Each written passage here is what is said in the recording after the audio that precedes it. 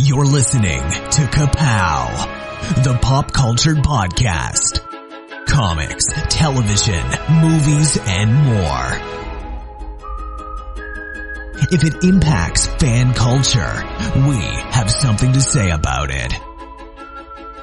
And now, your hosts, Michael, Jordan, Cliff, and Seth. Hello, everybody, and welcome back to another episode of Ka-Pow, the pop culture podcast. My name is Jordan Lowe. I'm Cliff Barnes. I'm Seth. What was that, Cliff? Sometimes I've just been feeling a little nostalgic lately. Did you play the wrong audio, or do we have a fourth member here joining us, the original fourth co-host of KPP, Mr. Michael K. Easton, the illustrious one? How have you been, sir? The illustrious Michael K. Easton is super excited to be back on the Ka-Pow, the pop culture podcast. I've been catching a few episodes, and I just figured you guys needed the Easton touch. Now, we are gathering via Zoom so we can see the old room we used to gather in. And it's kind of amazing how we all four fit in that room. Yeah, it's still tiny. I said there's a little more room. I heard they removed all the mailboxes out of there. Well, you know, now that I'm at the level that I am, I no longer need to practice. So anything about your new job you want to say that we could get you in trouble? Yeah. Any facial hair requirements? No, actually, you can pretty much do whatever you want with your facial hair. Wow. They'll take anything, right? I didn't know that I was going to get a new job in such a interesting time. I feel like it's all your fault. Yeah, is there any It part of probably you that is. thinks it's on you? It always is. I mean, what's new? I mean, I hear my former employer is doing great, so Since you left. yeah. But something just started clicking. Yeah. As I close the door and open a new one. I don't know what about this podcast, but you close that door too. But it's always open, and we're happy to have you back. Good to see you. What are we talking about that could bring Mr. Easton back to the fold? Well, it's got to be something to do with DC. I mean, come on now. It's the DC FANDOME. No San Diego Comic Con, but we got a FANDOME. Welcome to the Hall of Heroes. Does anybody Yeah, I know what a heard- FANDOME is? I heard it went a lot smoother than the San Diego Comic-Con thing. But nobody watched any of that stuff, but I heard this went pretty smooth, and it was like 24 hours, right? Yeah, 24 hours only. Pretty neat. I thought it was a cool alternative if, for them to showcase all of their upcoming products instead of doing it in San Diego, they just, hey, we're going to put out our own platform and out into the world, get excited because we're just dropping everything. So that was cool.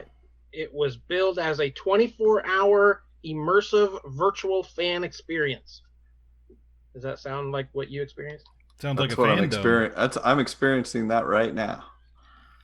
The little bit that I could see while I was working, I felt excited. I was listening to the Wonder Woman panel, I guess you'd call it. Yeah, the Wonder Woman DC 84.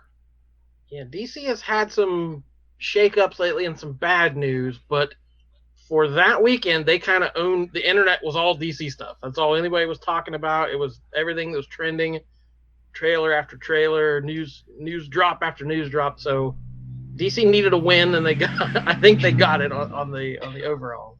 Now, do you think that was planned? It was like, hey, here's some bad news, but here's some exciting news. I think Cliff and I almost just got ran over. I thought it was coming Ronald right through P. my Tramp house just into drove yours. by the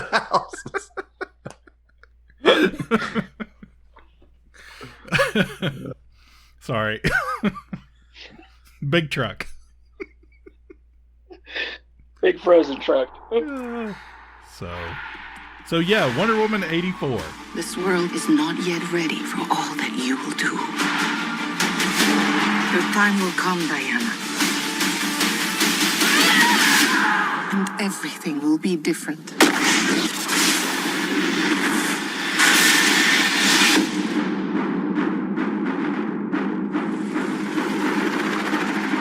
Citizens of the world, I'm here to change your life. Anything you want. Anything you dream of, you can have it. You look like you saw a ghost. Diana, look at you. It's like not one day has passed. I don't want to be like anyone. I want to be an apex predator. You've always had everything, while people like me have had nothing. Well, now it's my turn. Get used to it.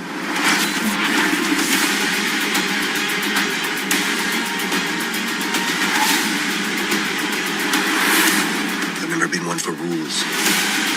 The answer is always more.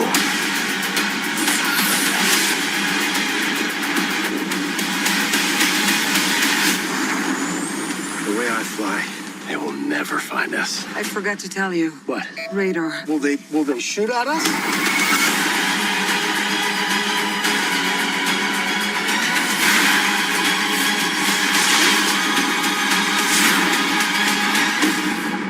Barbara, what did you do?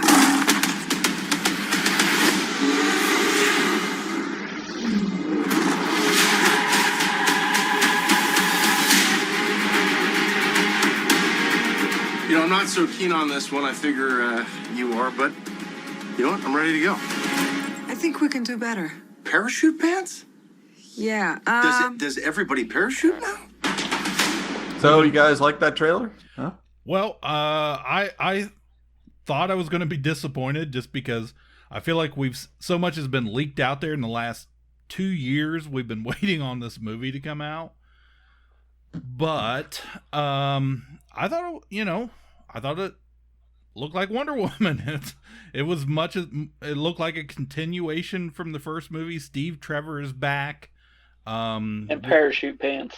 in parachute pants, and we have a new cheetah, and which I don't know about you guys, but when I heard the casting originally, I was kind of like, no, but I don't know. We'll see what happens. She looks like her final form is very CG.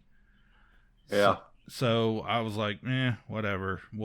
Which I believe that was our biggest gripe with the original Wonder Woman. It was the cheesy CG battle at the end didn't quite live up to the start. That was my biggest one. The first Wonder Woman trailer is a great trailer.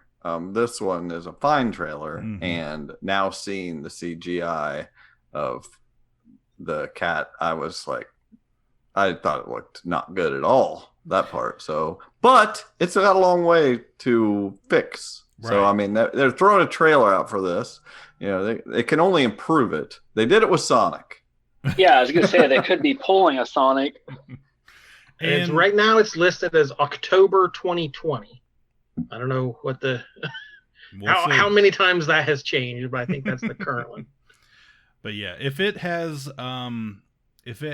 just one iconic scene in it, the way the first Wonder Woman movie did, the battle scene where she, emerges from the trenches up into the, to take on the Germans. If it has that type, just one scene like that, it'll be well worth the money I pay to go see it. Yeah, I thought it looked solid. I almost didn't want to see Cheetah, even before I knew what the CGI looked like. I kind of wanted to be left hanging, like, will we get a full Cheetah, or will it just be, girl in a cat print skirt and, like, that studded jacket thing, or are we going to get the full experience? Because, in the first one, we didn't know if Ares was even in it. Remember, it could have been, her imagination or whatever. Pedro Pascal as Maxwell Lord. That was cool. The 80s businessman suit and hair. Yeah, and my understanding is they're basing the character not so much off the comic origins, but off of our current president. That should be exciting. He has mind control powers? Obviously. Yeah.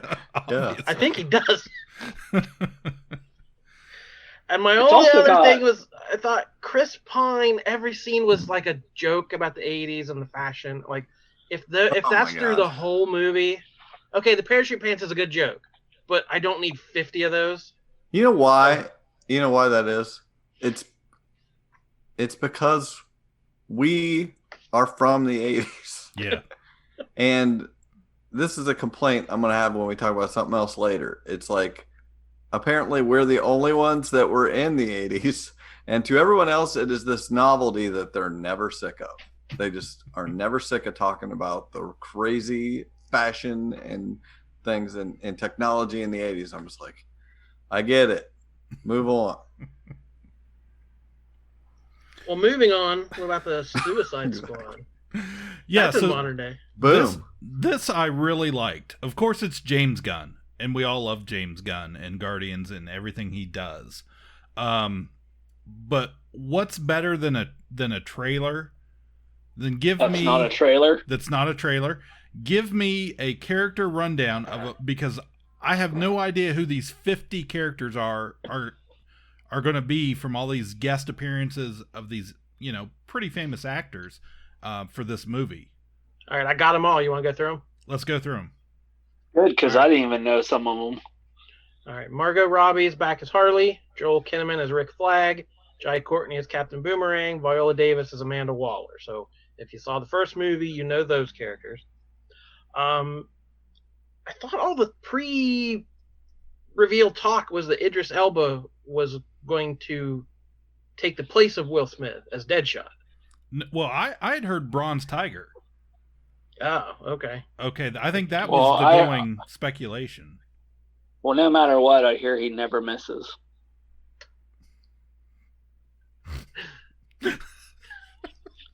Come on, Deadshot never misses, and the character that he's playing now, he never misses. Yeah. Have you not watched the video game trailer? Still got it. Bloodsport. Bloodsport. Do you mean Bloodsport? It was like Destiny. You were here. Yes. Who is Bloodsport? Do you guys know? Yeah, it's a Superman villain from the John Byrne run when he revamped Superman. Bloodsport was kind of like a vigilante guy that shot kryptonite bullets. Yeah, he looked like kind of a Rob Liefeld character with a giant gun and huge muscles and tiny legs. John Cena as Peacemaker. Yeah, I'm surprised how comic accurate these costumes are, because that looked like Peacemaker from the comics. That was my immediate thought too. Was man, they did a good job on that costume. And Harley too. I mean, that's as Harley as she's actually looked, and not Hot Topic Harley. Pete Davidson as Blackguard. I have no clue who that is. Mm-mm. I only know because he was the villain in the Booster Gold issue 1. So the first appearance of Booster Gold is also the first appearance of Blackguard. Oh, from like 1986 or whatever? Yeah, like the very first issue of his. Okay. Peter Capaldi as the Thinker. So if you watched The Flash on CW, you've seen the Thinker before. Yeah, hopefully some redemption for that character after that season of The Flash. I didn't look up how to pronounce his name. David Dastmalchian, Polka Dot Man. He played one of the guys on Ant-Man. Right, yeah. Lisa's crew. He's been in quite a few movies, but yeah, he plays like the Russian guy in the Ant-Man movies. He's a good actor. He's a funny guy. So, Isn't that villain like an old Silver Age Batman villain? Yeah. For some reason, I have a feeling because of that actor and that character, it's going to be like I highly expect a lot of these to be a bunch of Slipknots. They just immediately get killed off, okay? Because there's so many characters. I could imagine a James Gunn movie where Polka Dot Man is one of the core characters. He will be the top character for next year's Halloween. I heard a little buzz. People, that was who they liked the most from the trailer was Polka Dot Man. I don't know any of these characters. But I'm fully on board with a James Gunn superhero movie. So I'm excited about it. I said to you guys, I would like to see him try X-Men. Mm-hmm. You know, I think he could tone down the humor and make an 80s style, because we got the 80s. But that Claremont, Jim Lee X-Men, with some flashy clothes and things, and not make this like extremely serious thing that they've been trying to do for the last 15 years. So he's just great. So yeah, agreed. Yeah, these are not characters you should feel bad for not knowing. I didn't figure. Like you gotta have the full run of DC's Who's Who. Well, just similar to Guardians of the Galaxy. Nobody felt bad because they didn't know them, but he made them something. All right, like every James Gunn movie, Michael Rooker is in it as Savant. He's Savant in every James Gunn movie? Yes. Cool. Is that the Flash villain? No idea. I didn't look him up. It's a weird looking outfit. He's got like platinum, almost whitish, long platinum blonde hair. It looks like. Yeah, red. I think he has like a red leather suit or something. I don't know. Nathan Fillion as TDK. The only thing I saw about this, like his logo was like a head with two arms crossed, almost like a pirate skull. And I saw something. It's a character who can take his own arms off and like fight you with them. Yeah, I saw the same thing. The character isn't actually in the comics. Isn't called TDK. He's called like Arms Fall Off Boy or something. So okay. Yeah, and he can take his arms off and I don't know. We'll see. Alice Braga as Sol Soria. I got nothing on that one. Glad the experts here. I know these are so obscure that they are. I like the pause that you've added each time, Jordan, waiting for him to earn his keep. All right, how about this one? The German comedian Flula Borg as Javelin. Yeah, so of course I've heard of Javelin before. Of course. He's a minor villain, but I've heard of a Javelin before. Well, that's pretty much it. It's a guy in a blue and yellow suit with a javelin. Not real complicated. I just realized this. Simple. Cutting and pasting from IMDb. Mei Ling Ing. I had seen it as Mongol, but it's spelled Mongal. Is it Mongao? Lady Mongol? Mm-hmm. Odin does not like a lady Mongol. We got Mongao. Yes. Is she Mongol's, Michael, is she the daughter or a sister? I can't remember. It's one of those two. Well, we narrowed that down. Well, I'm trying to remember if she was in Superboy, like the Superboy comic, or if it was before that. But I'm pretty sure it was when Tom Grummett was drawing Superboy. It was during that era. That's all we need. Just more. You make more. I don't care. Yeah, it was when Tom Grummett's run on Superboy. Thank you. Say with confidence. It says DC fandom. It keeps moving. Mongol the Younger was the daughter of the powerful tyrant Mongol the Elder. You nailed it. You nailed it first time. There we go. All right, Daniela Melchior as Ratcatcher 2. So I think that's a new character. Ratcatcher was the obscure Batman villain. And this is like Lady Ratcatcher, I guess. So yeah, sure. Yeah.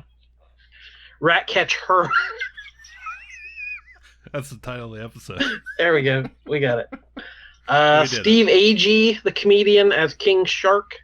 I'm guessing just as a voice. Yeah. King Shark is Shark. Sean Gunn as Weasel, who he's James Gunn's brother, also played Rocket Raccoon in the green, bodysuit. Mm-hmm. So he's going to do the same kind of thing with Weasel. I was kind of impressed. I was impressed with the look of that character. Like, talking about looking like straight out of the comic book, I expected like just a guy in some like prosthetics and him with makeup and stuff on, like a suit. And then I got to look at that and I was like, holy cow. All right. That looks very Guardians of the Galaxy. And IMDb has Taika Waititi listed, but no character beside him. So no mention of who Taika is playing in that one either. I had seen some speculation on that he was actually doing the voice of King Shark, and that actor was doing the motion capture performance. But nothing has been confirmed or anything. So saying August 2021, we can expect that one. Yeah, I'm excited for this. James Gunn in the DC universe with the most obscure list of goofy characters. This thing is tailor written for me, I feel like. And of course, him saying in the behind the scenes stuff, this is the most fun I've ever had in a movie. This is the best movie I've ever made. So he's talking it up and building the hype. So the hype train's it just started now and it's going to keep rolling for the next year, I'm sure. All right. The one most people were talking to me about was the Batman. Set for October 2021, just a couple months later.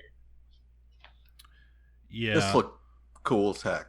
Okay. So This was like a Fincher Batman year 2. Mm-hmm. I'm in. Yeah, you can tell they don't have very much shot. I think I heard they only have like 25% of the movie shot, but that trailer's like just like 4 different scenes cut up. Mm-hmm. But it looks good. Yeah. Who would have thought? What 12 years ago maybe, whenever Twilight came out, we were like, this guy's gonna be Batman. Yeah, someday. Robert Pattinson, and he's like a good actor. Has a good body of work now, and I have no problem with him doing this. And that's the problem is people, that's all they know him from. Mm-hmm. Similar, everyone keeps bringing up Heath Ledger. No one could see him as the Joker. Yeah. You want to mute the mic there, Mickey D? Oh, sorry. I don't know about it. Yeah, I thought it looked really good. And like you said, it's Batman year 2, and it looks that way. My only thing about it is it felt very Dark Knight to me. Like, are we just... I hope they're not just trying to recapture that magic from that movie by just, hey, we'll just make it as dark and gritty as we possibly can. It's ultra realistic, and it doesn't fit in with, all this new DC stuff coming out. Yeah, it seemed like it was trying to out-gritty Christopher Nolan. Yeah. But I actually thought it was, like, there's things with The Dark Knight where they tried to make it too realistic, where I thought this had more of a comic book flair to it. It looked more, because they've always tried to go for like this Dark Knight that's comic book accurate, and there's always been flaws with it. With like Nolan's portrayal of Batman, I always thought there was just certain things that, like Batman during the daylight does not work. Mm-hmm. Like that to me is just stupid. Where like he a little sparkle. Bit, yeah. What I thought with this, even though when I first saw like his face mask of like the way his head looked in the Batman mask, I thought it looked really stupid. I will say that, but now seeing the trailer, I think just like I saw over Facebook, everyone was like, okay, yeah, I'm sorry I ever questioned this. But I mean, going back to the 89 Batman, no one thought Michael Keaton would make a good Batman. Right. And we haven't learned our lesson ever since. Nope. I much prefer gritty Batman to the campy stuff. Yeah. So I don't think. I mean, I got pretty excited about it, but I still don't know if I'm gonna love it. But I definitely like the direction it's going. And Paul Dano was the. Who's he playing? Paul Dano's the Riddler. Mm-hmm. Colin Farrell as the Penguin. Unrecognizable. Yeah. Zoe Kravitz as Catwoman. Mm-hmm. I love that look on look like the Bruce Timm Catwoman from the 90s cartoon. John Turturro as Carmine Falcone. Jeffrey Wright from Westworld as Jim Gordon. Mm-hmm. And Andy Serkis, famous as the Gollum, and the Caesar in Planet of the Apes is Alfred. So people seem to think if you those Earth One books where Alfred was like a ex-military guy with a shotgun, like they seem to think that's the if we're talking gritty, like I can see Andy Serkis as like a grizzled he played Claw in Black Panther too. So. Yeah, director Matt Reeves has not made a ton of movies. Got his start, of course, on Felicity. Was a producer on there, directed several episodes of Felicity. So we knew he was going to rocket to stardom. Directed Cloverfield, Let Me In, the vampire movie, and then both Dawn of, and War for Planet of the Apes. So, like, that's pretty much his whole resume. And they're trusting him with Batman, so yeah. Yeah, I'm hoping for something between The Dark Knight and Bat Nipples. Like, I feel like there's got to be a healthy medium in there somewhere. So, that, like you said, that playing that slow Nirvana song, it's just set such a tone. The look of it set a tone. And he walked up and punched that guy 17 times. And I was like, okay, I know what I'm in for. Like, the trailer said there's not much footage, but it let us know exactly what it's trying to do. And it's doing it well so far. Yeah, so I think, like, everybody, we're excited for the Batman. Anything else DC related that we got from the fandom? Well, the Snyder Cut trailer. Oh, right. Just did not do it for me. Him hijack. That song was very familiar. Yeah, that's what bothered me. Reusing that song. Which now, did you know it's a 4-part like miniseries? It's not going to just be the whole movie. It's going to be broken up. No, I did not know that. I just read that. Yeah, they're going to release it 4 separate hours.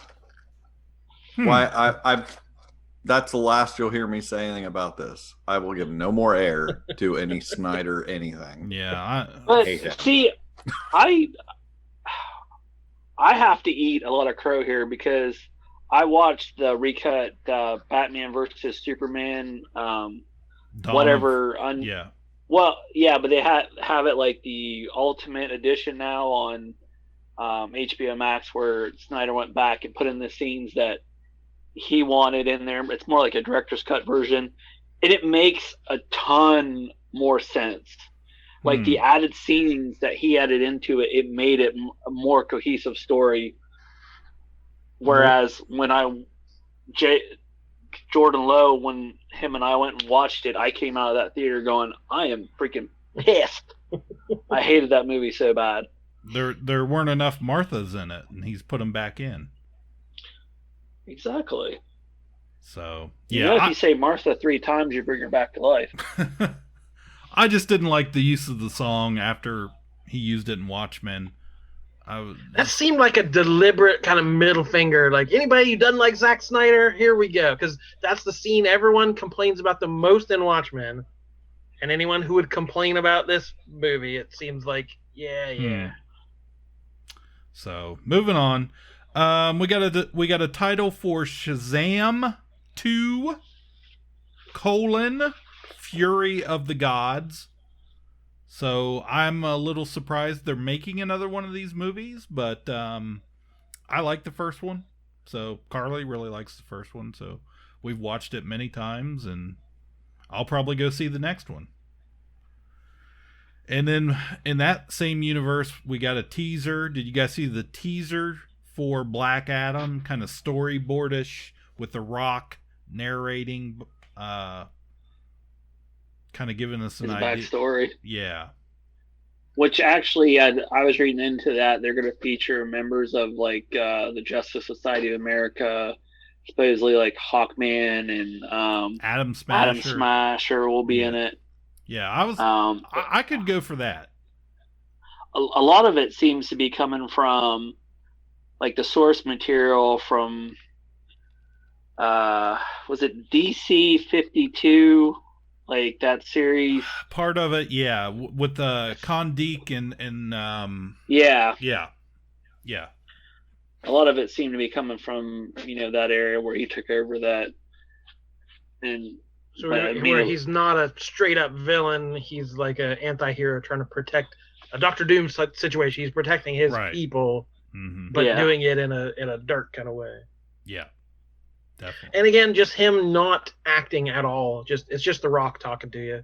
That's what. Like, hey, I'm Black Adam now, everyone. Like, no, we're not gonna have an accent coach. We're not gonna do dialects.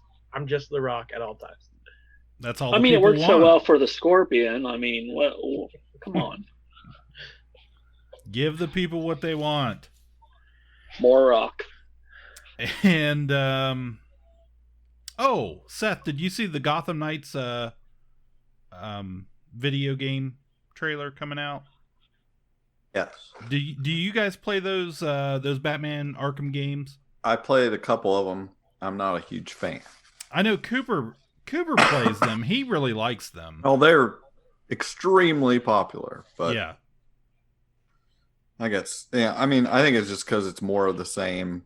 Didn't throw me too much, but well, I know when it came out, I sent the link over to my son because he's a big fan. He's a big Nightwing fan, and he always likes those Arkham games. So for him, using the Robin character, all the Bat kids were more right up his alley. So he was pretty psyched about that. I thought the trailer looked pretty cool. It was almost a movie. So yeah, it was nice. You got to. What are you laughing at? We saw your. I thought you were getting ready to take a picture for a profile pic or something. We just had had just one section of yourself. Yeah. See, I don't realize because I'm doing this from my phone. It only shows you guys when you're actually talking, so you guys can see me the whole time. Oh, so you can't see you. You can't see yourself. I wish you did not know that and had done something really bad, but you did. I thought about it earlier. I was like, just in case. All our mini patrons can see you as well. Mm-hmm. Sweet. They get the video feed to this. That's right. So there's a Suicide Squad video game too, right? What was it? Kill the Justice League or something? Yeah. That was where I was making fun of He Never Misses. That's where that came from. Bloodsport, whatever you want to call it. Yeah.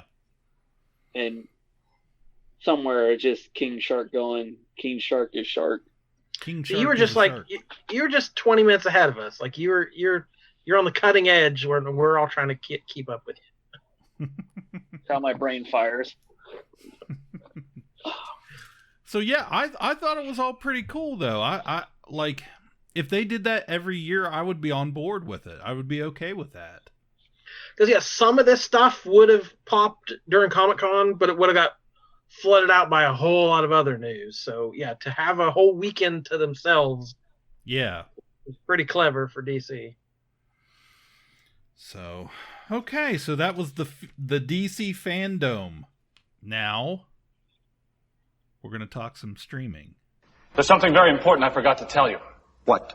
Don't cross the streams. Islands in the stream, that is what we are. Cross the streams. And the first reason I asked Michael if he wanted to come on board tonight, because he and I both checked out Netflix's new Transformers: The War for Cybertron trilogy. We got our first chapter July 30th it hit.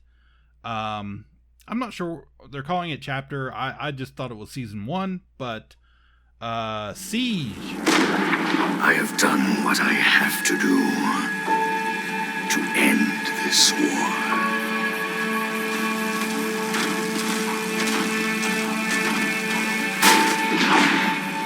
Honor will not win this war. This is the final day of the Autobot resistance.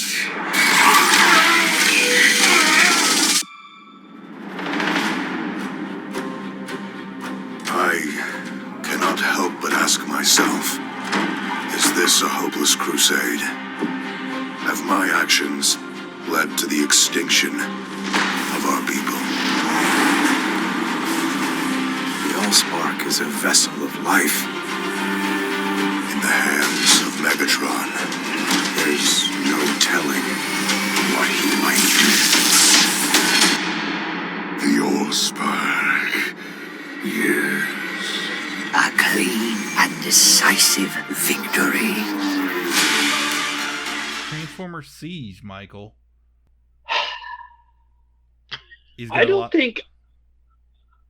I was underwhelmed. Like, I haven't finished watching it yet.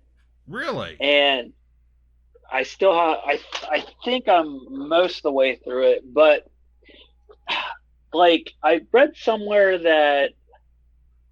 I can't remember, but it was something like they didn't hire, like, professional voice actors, or there was something about the voice actors that were... And I think that might be part of it, because some of the times it just seems like they're trying to be emotional and they're coming off kind of flat, I guess. I guess I always kind of felt the Transformers was always that way, though. Maybe that was just in my head. Like, when Peter Cullen, I mean, he added a lot of, like, emotion to his voice, like, when he's talking. Mm-hmm. And, like, this Optimus Prime comes really close to it, but, like... I mean, I guess... I understand what you're saying, like, with the lack of Frank Welker doing Megatron. That, too. I noticed that a lot more than I did with Optimus, the Optimus character. But yeah, I guess now that you bring it up, especially with Megatron and maybe some Starscream in there probably was a lot less emotion in the voice acting. Like and again, I realize this is a cartoon and I'm dwelling too much into, like, the deepness of it, but with Peter Cullen, you felt like, yeah, this is the last hour, but there's still hope. Where with this Optimus, it's like he's standing on the ledge, ready to jump, and he's trying to talk people to not jumping with him. Okay, sure. I get that. I felt it was to try and explain it, would you explain it as this is a retelling of the first original series episode, or is this more a prequel, do you think, to that first episode? I think it's a prequel leading up to the opening of the first episode of the original 80s series. Okay. Because at first I was like, that's what I thought, but as I got more into it, I was kind of like, well, this just seems like a rebooting or a retelling of that first episode, just with extra stuff we didn't get before. Yeah, I mean, it's going to way more detail. Sure. Of what led up to it, and there's definitely some differences in the story, in the characters. That's why I kind of thought of a retelling, because what we get is an Optimus Prime who's not the ultimate leader yet. Yeah, he's very unsure of himself. Right. And then we have Bumblebee, who is not even an Autobot yet. He's just like, F you, man, I'm out for myself. Yeah, he's this weird kind of roguish character, which was okay. Like, fine, whatever. It's cartoon. He's all about the Energon. Yeah. And then we have this teeny tiny little band of Autobots against this what appears to be a monstrous population of Decepticons in this war. So now don't forget, there's female Autobots in this one. There are female Autobots in this one. Yeah, we get the is it Alita 1? Yeah, was she like Optimus's girlfriend or something? Yeah, like okay. I mean that's kind of like the thing that they alluded to back in different episodes. Okay, we got some Autobots. We got some Thoughtbots. That was my problem with that. Is I mean, if we want to go down that route, is that there was various shapes and sizes of Autobots, but there was only one version of the female Autobot, just different colors. Because there was the blue one, I forget what her name was, but they look exactly. Although they did show our, Smurfette, the blue one. Although they did show RC, she was the only one that did look different. Yeah, she looked like the classic cartoon. But yeah, so this is very much the origin story we did not get in the original series. We're back on Cybertron before they come to Earth. So is it something we need, or is it just mining the backstory just to play on your nostalgia? Yeah, I kind of wondered that. Does it add new layers? Yeah, it definitely adds a new layer, at least for this chapter. I don't know if the next two chapters are going to be very much a just retelling of a cartoon show we got when we were kids. But this chapter here was definitely some new information, some different takes on it. I thought the animation was okay. It's definitely different than your classic cartoons. It's more CGI, I guess. It almost looks like the video game. Like, I mean, it's because that web series that they had on was on YouTube, and like they were little shorts. Transformers Titans or something. Okay. But anyway, that was really good. Like that was intense, and it just seems like maybe it's just things aren't like it's slowed down. Maybe that's what it is. It's just not very fast paced. That's throwing me off. If you had shown me that in some small clips, that animation, and told me it was from a video game, I would have totally believed you. Like if they look like cutaway, just one giant cutaway scene of the storyline from a video game. But I thought it worked. I was cool with it. I think I watched. I told you I binged the whole thing in one day, or one afternoon, one evening, something like that. And like I couldn't wait to see where it was going. And then when we basically end up at the end of episode 1 of the original cartoon series, I was like, okay, I'm ready for more. Like immediately, I was just like, yeah, let's keep going. Yeah, and it definitely does have some Easter eggs in it. When they showed the clone of not Sound, is it Soundwave? Yeah, Blaster. Yeah. Yeah. The Autobot. Yeah. Boombox. Yeah. The clone or legitimate clone or whatever you want to call them. Mm-hmm. But I mean, that's an Easter egg from the comic, and I think the Japanimation series that continued on over there. Boombox and Soundwave they were in a battle and they destroyed each other, and they got reconfigured and they were recolored. Soundwave was that color that you showed the clone, and then Blaster. His colors were like yellow and blue instead of yellow and red or whatever. So. Yeah, I thought it was a lot of fun. I really did enjoy it. I think it's I'll have to look see how many episodes it is. I want to say it wasn't a lot, maybe 5 or 6 episodes. But yeah, what a neat thing for Netflix to do. It got me pretty amped up for that. We were just talking the last episode about the upcoming Kevin Smith He-Man continuation of the classic show. So I was just like, yeah, keep this stuff coming. It's right up my alley. So Transformers Siege, Chapter 1. Check it out. Do you have anything else, Transformers, Michael? Do anything else, stand out to you? There was no song. No, there's no The Touch. No. Nice. No touch. It did. For long-term Transformers fans, it does go into like the origin of Jetfire, because that was kind of a big thing in the original series of him being a Decepticon and then an Autobot, and so there is that. And, you definitely have more knowledge or remember more than I do about the original Transformers, and I think you have watched most of the original series. But you owned many more of the toys, though, I'm sure.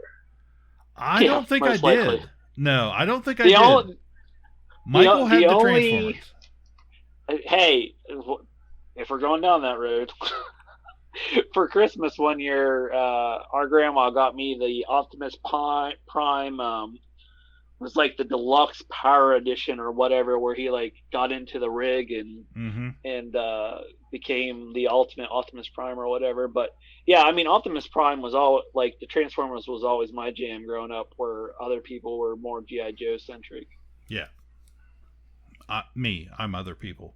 But yeah, I told you if they dupe me into watching this thing, and I watched 3 seasons of it, and it ends with some crap ass movie where everybody dies in the first 20 minutes, I'm going to be super pissed. Because fool me once, shame on me. Fool me twice, shame on you. It better end with basically the opening of the Transformers the Animated, where they're blasting off for Earth. That should be the final scene. Well, I got news for you. You're on the right track.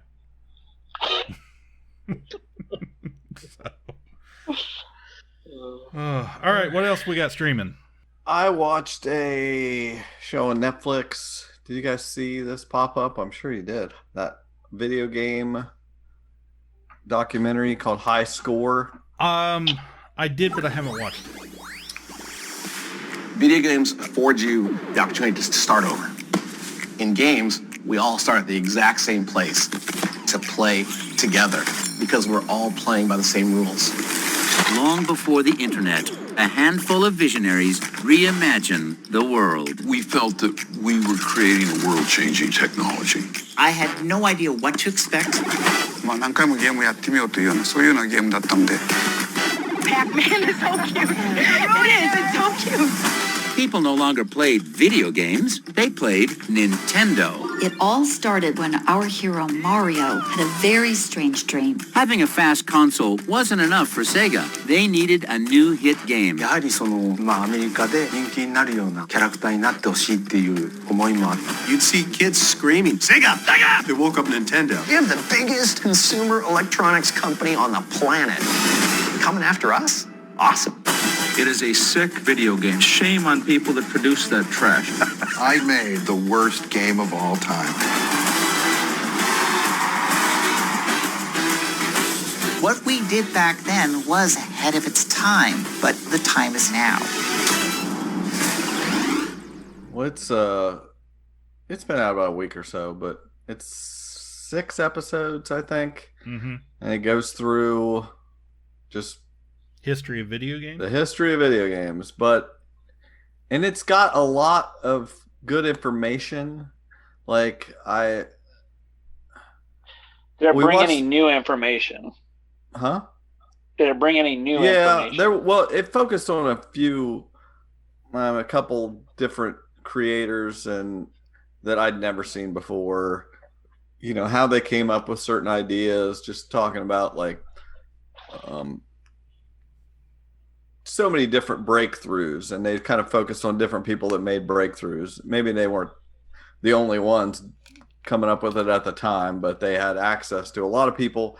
Yeah. And it was cool to see all that. They kind of went through, like, they started out, way back, and then they got talking about Atari. And then what got me was they would jump around, skip just entire, groups of years. Like at one point they started talking about Nintendo, and then 10 seconds later, it's 5 years later, they're talking about the Nintendo championships with some kid that played in it. And I was just like, you think nothing happened? Right? Huh? Fred Savage, you mean? Yeah. The wizard?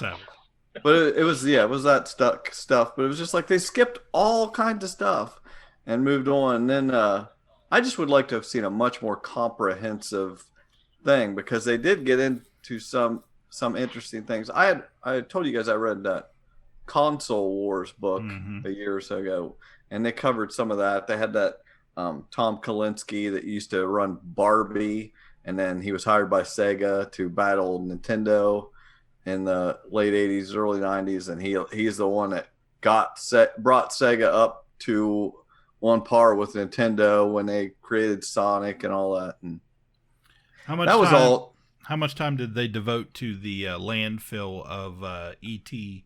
Yeah, they did some. They had the guy that wrote that. He did he explained how little time he had to come up with it, and that Steven Spielberg just wanted him to do some sort of E.T. Pac-Man thing, I think he said.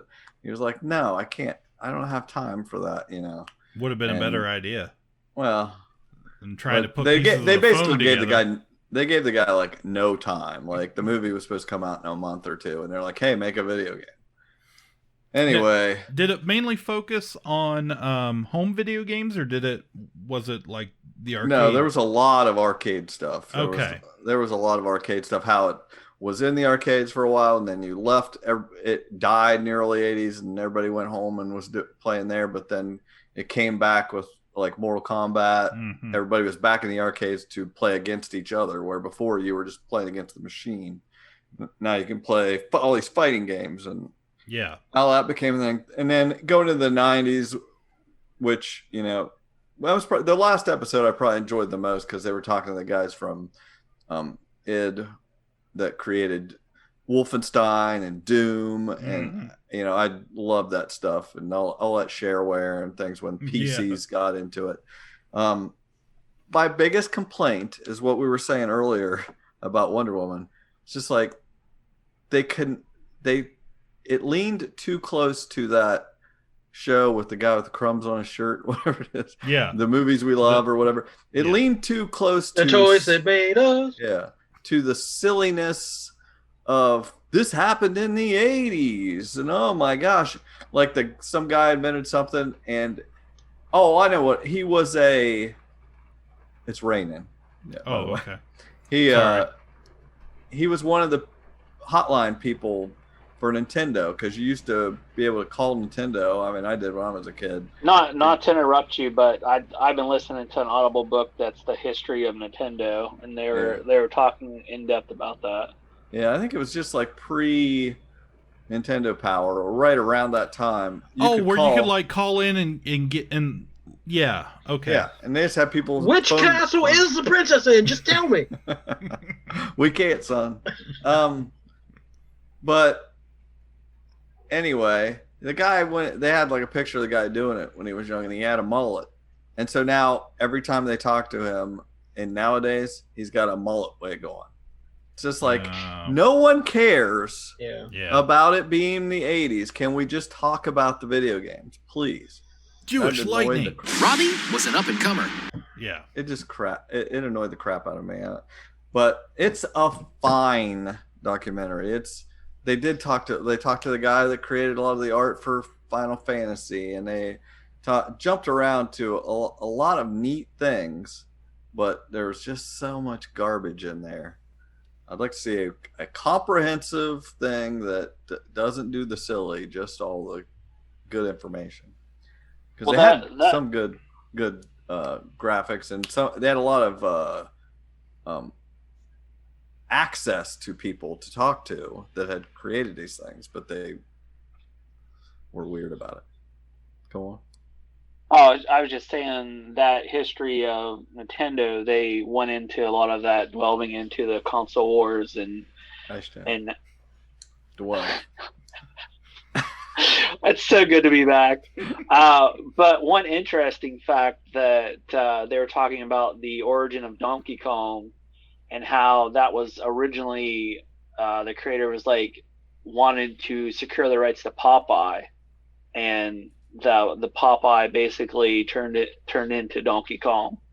But it went into throughout the history of Nintendo. It went through a lot of the console wars and how the PlayStation was created, and their war with Sega and how Nintendo. That sounds very similar to that book I read, Console Wars. But on this they kind of talk about Donkey Kong and how there was litigation because they thought it was Universal tried to sue it. Yeah, it's a rip off of King Kong, but they were able to prove otherwise. Okay, cool. Anybody watch that on Netflix? Anybody check out that Project Power movie that came out with Jamie Foxx? Nick did. What did he think of it? I will read his review. Oh, please. He reviews movies on the same app I use, and I thought if you brought it up, I would read what his review was. It's The Power Is in You. Actually, what do you think of it? Remind me what we're talking about. This was Jamie Foxx. Jamie Foxx. Kind of a superhero-y movie, but not based on anything. Correct. Not based on a comic, right? Correct. So the plot of the movie is, it's kind of a. What's that Bradley Cooper thing? Unlimited. What I heard was, it was like something Limitless. like you just get powers for a short burst or something. There's a pill, a little capsule that you break and I think it was swallow. supposed to originally be Popeye. Yeah. You open a can of spinach. And then, suddenly you're stronger, or, you have some sort of power, but you only have it for 5 minutes, as long as it takes to digest that spinach. Okay? Got it. So, what has happened is this superpower pill is being sold like drugs on the streets, okay? And it has side effects where for some people they get a superpower and everybody kind of gets a different one for that 5 minutes, but some people take it and they explode. So it's not safe. And then Jamie Foxx plays a guy who was in the military and was one of the first trials of the drug, and it worked for him. He become Captain America? Something like that. And then... This sounds so much like, what was that evil Superman movie, where we, as comic fans, we roll our eyes. We've seen this a million times and heard it before, but like some Hollywood execs like, wait a minute, guys, what if there was an evil Superman? What if you could get powers for just a short time and people abuse them? It's like it's not an original idea, right? But it might be to Hollywood. In this unoriginal idea, Jamie Foxx leaves, gets out. His daughter inherits some sort of power from the experimentation on him, where she doesn't need a pill. Then she is kidnapped by the bad guys. So familiar. Yeah, I know. It's a Netflix movie. It's not terrible. The action sequences are pretty good. The effects are good. It's just, it was blah. It reminds me of Alan Moore. Was it the Top 10 comic where it was like a precinct of superpowered cops? Yeah, the whole world was superpowered. Yeah. Was that Top 10? Yeah. But there's a scene where they go into a nightclub and all the kids are hyped up on some drug that's like giving them super speed, so they have to try to figure out how to interact with them. And Bendis did the mutant growth hormone in Marvel and had people could take drugs to get mutant powers. So yeah, it's not an original concept. So what did Nick's review was? He gave it 2 out of 5 stars. It says, I mean, it had an idea. Predictable, uninspired, and drug on for a bit too long. It tried. Yeah. That's my 21-year-old son. Not quite good enough. Just below good. It tried is just below good enough. Right. Yeah. It tried is the new yeah. Yeah. So I watched that. I don't know if anybody else got around to the Umbrella Academy season 2 besides me. We mentioned it. Michael? I've got to start the first episode, and that's about as far as I've gone so far. Okay, so we'll hit that some other time. But yeah. Now, season 2 of Doom Patrol, I'm almost finished with. Okay, yeah, I'm not finished with it either. Still got at least a couple episodes to go. I love Doom Patrol. It's one of my favorite shows. I've briefly mentioned it before. Season 2 it's still pretty great. It still surprises me at times. Love the characters. Like I said, when we were talking about James Gunn, I love those offbeat, weirdo, not front page characters. That's what I love about the Doom Patrol is like you can't figure out what's going on. It's not predictable at all. Right. I mean, it's like basically superheroes on acid. Yeah. So now we're on to HBO. That's what's happening. No, we're just mentioning it. One last thing, we're streaming. DC, HBO Max. He gets me off topic. All streaming to Michael. It's all streaming to him. I'm so glad to be back. All the classic, so excited. All the classic hits are coming back around. Yeah, we're hitting them all. 12. Watch out! I might come back next week too. Speaking of streaming and tying it right back into DC, Michael and I both. The last thing I think we watched was the Together. Not together. Was the DC movie, the animated movie streaming on not HBO Max, the other DC Universe. DC Universe. It's the Justice League Dark Apokolips War has just came out. And boy, oh boy, man, you want to talk about something that did. It didn't try, it did. And it did it all. It's awesome. It was like everything they've ever wanted to do in an animated movie, and they weren't allowed to. They allowed it. Yeah, it is. I thought, I'm not a big Justice League Dark fan, number one, but they really did something right with it. They combined Justice League Dark, Justice League, Teen Titans, threw it all in together, mixed it up, and topped it off with some Apocalypse, some Dark Side, big bad evil stuff. And man, they go ahead. What is amazing about this is the trailer isn't really what happens. Like, it's like you think like this is going to be your typical superhero movie, the good versus the evil, and Superman's going to triumph. Like, I mean, the trailer that I remember seeing, like, it's like a bait and switch, but in a good way. Yeah. Yeah, and I don't want to give too much away from it because it is just out. But trust it's very good. And like Michael said, it's not your typical, hey, it's just a big battle. The battle happens very early on, and this is the aftermath of the battle. So it definitely is not that typical, predictable, good guys always win movie. So great. Loved it. If you have DC Universe, yeah, definitely check that out. So, and that's all I've got for this one, guys. That's it. Yeah. I have more DC. You have more DC? Yeah, the animated movies that I watched on the HBO Max. Speaking of that, I don't know if DC Universe, all the stuff is moving over to HBO Max. So I don't know if you say DC Universe or HBO Max. I think DC Universe is on its last legs.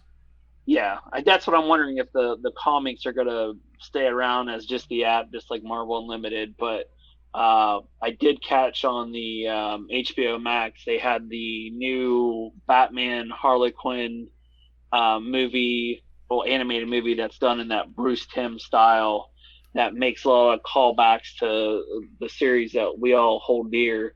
And it features Nightwing in this, but it goes to, I want to say it's borderline PG-13. Like there's a lot of adult humor in it, I guess. There's one scene in particular. I guess I'm going to spoil this if people haven't seen it yet. But there's one particular scene where Nightwing is tied up on the bed, and Harley Quinn is changing her clothes, and something arises. And they mention it numerous times afterwards that basically they hooked up. She even makes a Captain Kirk reference to it later on in the show. But I will say I actually laughed out loud. There's so little tidbits. Like they're in a bar of villains, and this one villain is like standing behind Batman, making fun of him, doing all the old Adam West stuff with the dancing, and I mean it's its own unique thing. I think I did watch this. I think it's just been a while since I've seen it, but yeah, now that you're talking about it, I remember this. Yeah, because like during that scene, Batman throws off his utility belt, smiles, and says, "Let's dance." Because it's called Batman and Harley Quinn, I think.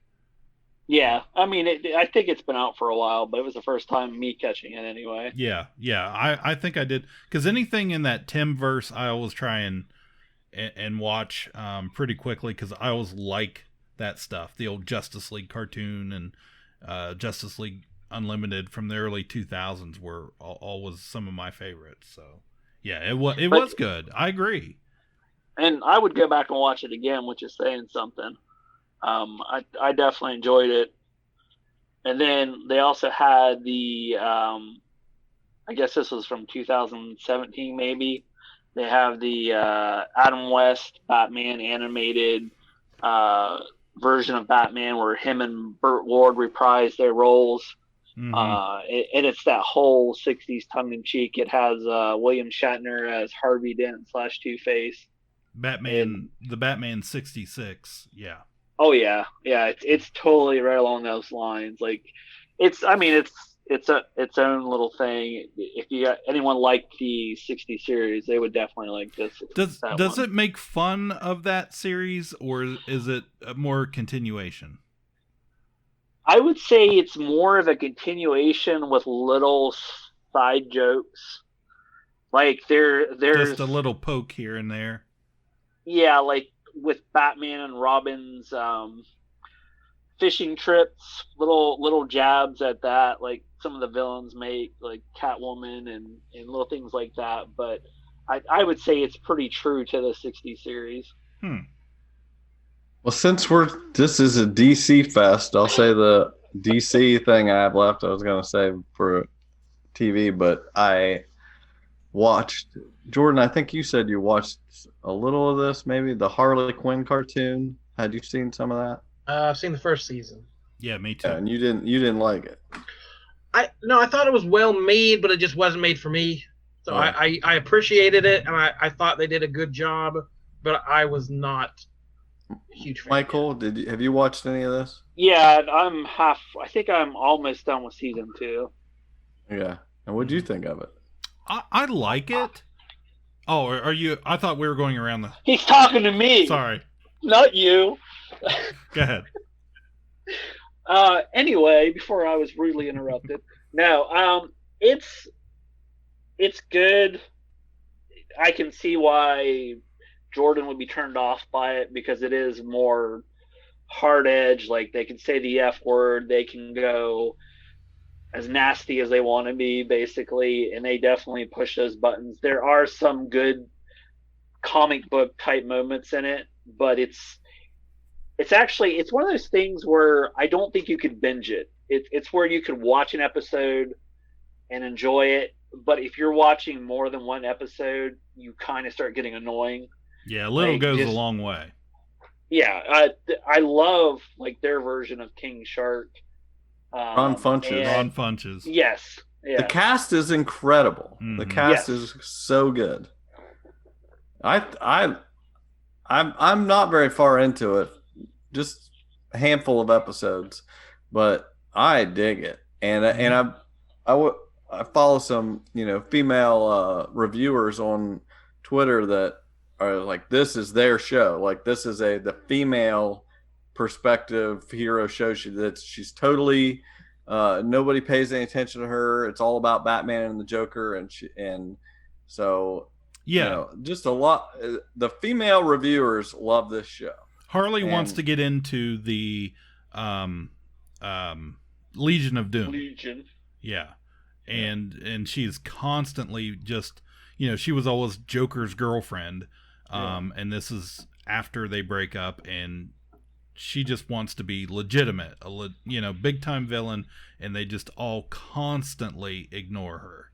Yeah. She's Kaylee Coco from Big Bang. I think she does a great job. Lake Bell is Poison Ivy.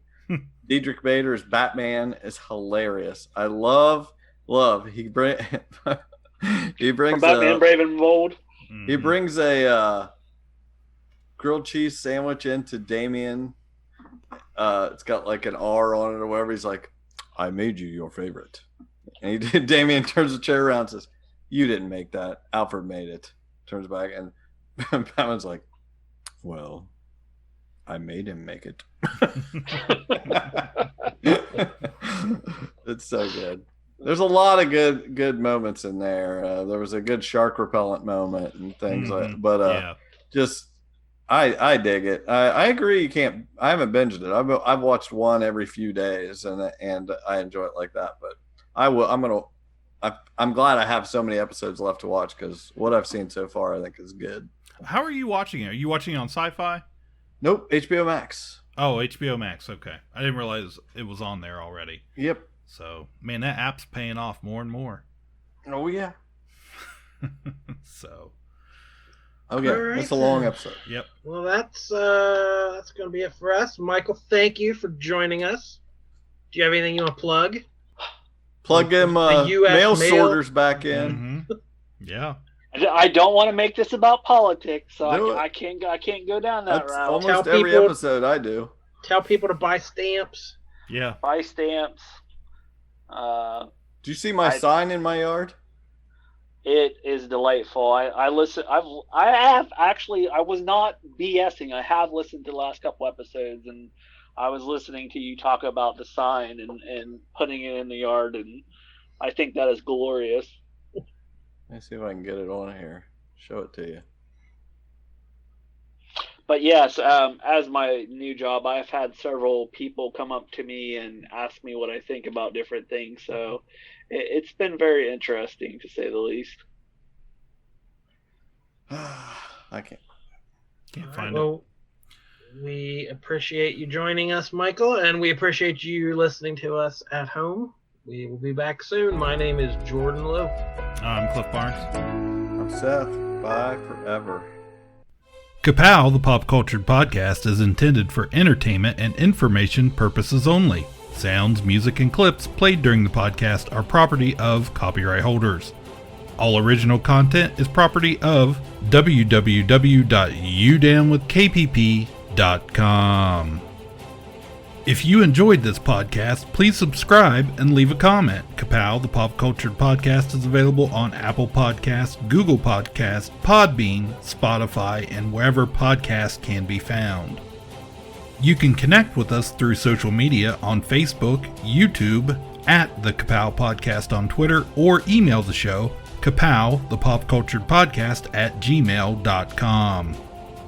If you really want to go the extra mile, please sign up to be a patron through the Podbean app or our website, www.udownwithkpp.com, to receive special content and early access to some episodes. We are grateful to anyone that chooses to contribute, but please know that most of our content will always remain free, so please continue to like, comment, and share. Can you hear me? Can you hear me? 1, 2. I can hear you. Oh, okay. I didn't tell the other two that you were going to hop on here, so they're going to be a little surprised. Yeah. Well, that's funny because I just listened to your guys' last one. Oh, did you? Yeah, I listened to it while I was Here we go. There they are. Can you hear me okay? Yeah, I can hear you all right. Okay. Hello. I see you. What's that? Where? Wait.